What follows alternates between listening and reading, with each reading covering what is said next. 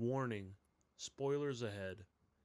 None of the material about to be shared is owned by me. This video is made out of admiration and love for both the Karate Kid trilogy and the Netflix series Cobra Kai. Thank you. And no mercy, bitches. Hey everyone, I'm Andrew and I'm back again with the glory of love for Cobra Kai. This time taking a look at episode 9, Feel the Night. We have a lot going on and just more being added on right before the end of the season with one episode left to go. So let's get right into it. And first thing we're going to look at is Sam and Miguel. Now this is a relationship that of course has been on the mend this whole season, and finally we see, especially after the last episode, this is moving forward. Not to my surprise at all, because they're kids. There's a lot of residual feelings, and there's still a lot between them left unsettled.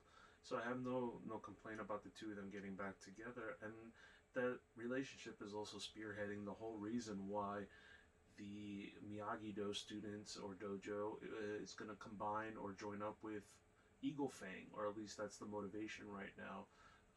With Sam and Miguel knowing that Kreese and the Cobra Kais have the numbers and the strength, and it would take the two dojos to combine in order to even get a glimpse of even victory or something over them. And something, you see the tumultuous relationships between all these students. You saw it with Ass-Face and Chris, or otherwise no longer Ass-Face, but now Peter's Breath. But the two of them, and the biggest sleeper out of all this, and I had to look up their names, but Bert and Nathaniel. I swear, I thought the two lines they exchanged, the biggest heat the whole season. God, I hate your stupid face so much. If you died, I wouldn't even attend your funeral. Through the relationship also with Sam and Miguel, we are now getting the buddy relationship between Miguel and Daniel. And honestly, I've kind of looked forward to this duo together, and we haven't gotten it really until now. And it's only because Miguel, since season 1, has been so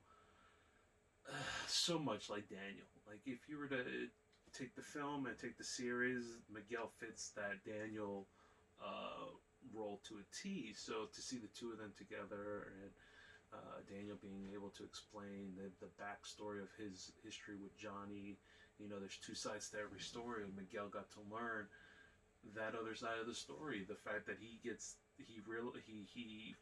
finally finds out, or he realizes that Johnny was a preppy boy in high school, unlike he is now. And it opened Miguel's eyes, and I think he realizes that Daniel isn't as bad as Johnny made him out to be. And I think that will help push Miguel's role in trying to convince Johnny to join up.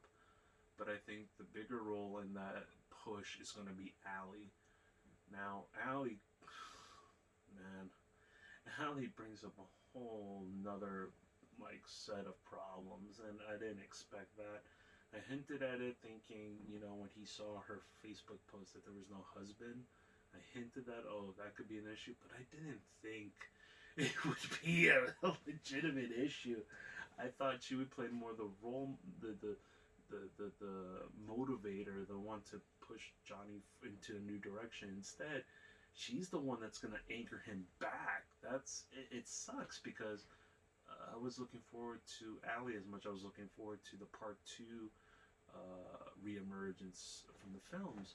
And it looks like Allie is going to be the detractor for Johnny, because obviously we saw him and Carmen get together, which I'm all for.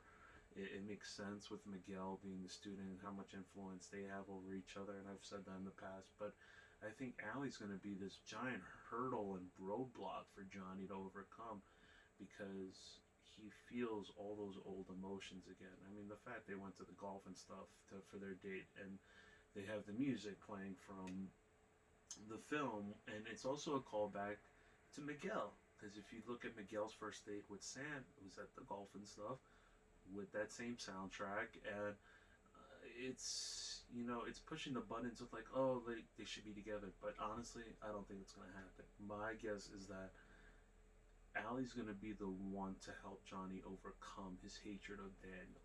She's gonna be the one to help him realize that it's best to be the bigger man and not let petty grudges hold you back. And that's what this is grudge will do. It's hold both dojos and both men back from doing anything they wish to fulfill. So I think that's what Allie's role is going to play.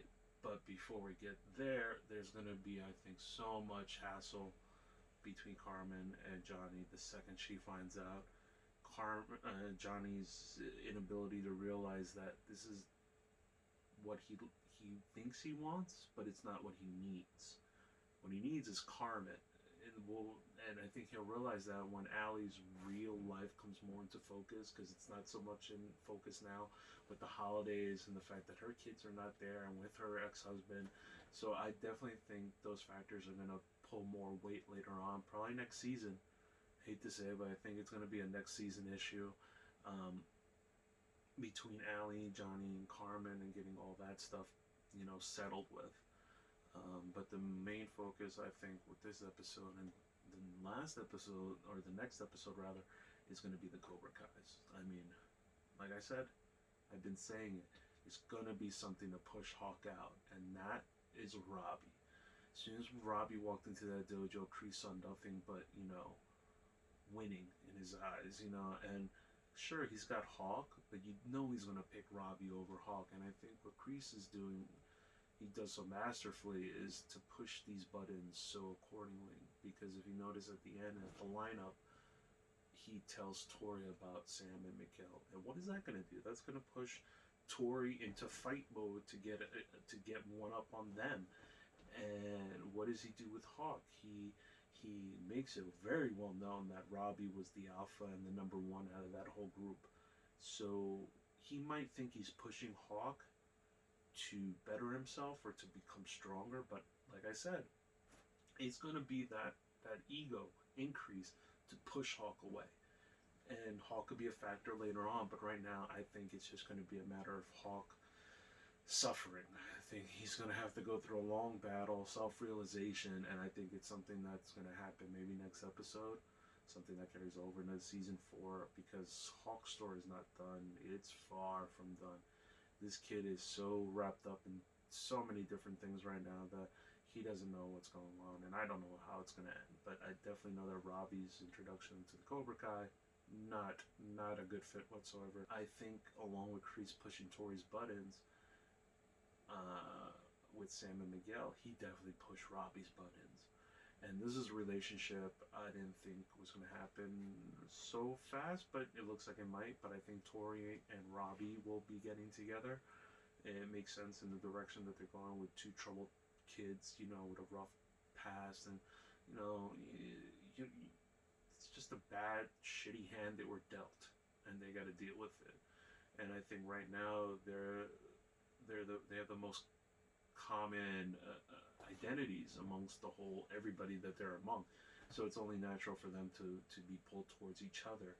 And that hatred for Miguel and Sam is only going to heighten that relationship. And most likely I see them getting, becoming boyfriend and girlfriend and, going up against Miguel and Sam. It's a constant merry-go-round of all these individuals and relationships going back and forth, and that's one, I think that's inevitable. And if it comes to the tournament, maybe, but I think that's another bigger issue that's going to be dealt with in season 4. But Robbie's path right now is so dark. It's troubling to think what kind of influence or how much of an influence Kreese is going to have on Robbie, because that's especially with that speech of hatred that Tori gave. I mean, I love Star Wars. It's a complete Star Wars comparison, and thinking that your hate fuels your power and makes you stronger, which it doesn't. It makes you stronger in one sense, but weak in others. And I think that's Robbie's gonna go for that. He's gonna fill himself up with that hate, and that hate's gonna give him strength, but it's gonna make him weak, and he's gonna fall. And that's a story for him to deal with, I think, in season 4, as far as his allegiance to the Kreese and Cobra Kai over his father and Daniel, who really looked out for him, unlike Kreese, who's just using him as a tool in his game. But a lot of stuff, man, and episode 10 is here, and I hate it so much that the season's over already. But I really hope we get a tournament. I hope they don't leave it as a cliffhanger right before it starts. That would suck. But I'm really curious to see what the conclusion of this season is going to be, with so many dangling storylines and things being fed right now. I just don't know where it's heading. That's every episode right now. Once again, I'm Andrew. This is The Glory of Love for Cobra Kai, looking at episode 9, Feel the Night, and I'll see you on the next one for episode 10.